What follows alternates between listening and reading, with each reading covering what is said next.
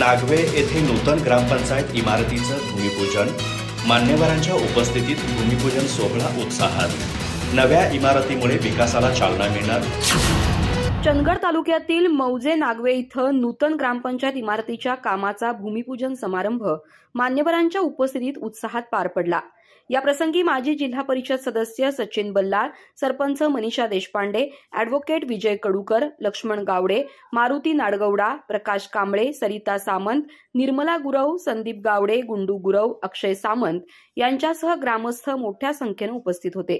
या भूमिपूजनामुळे ग्रामस्थांमध्ये समाधानाचं वातावरण निर्माण झालं असून नव्या इमारतीमुळे ग्रामपंचायत कार्यालयीन कामकाज अधिक वेगवान आणि सोयीस्कर होणार असल्याची अपेक्षा व्यक्त होतीये।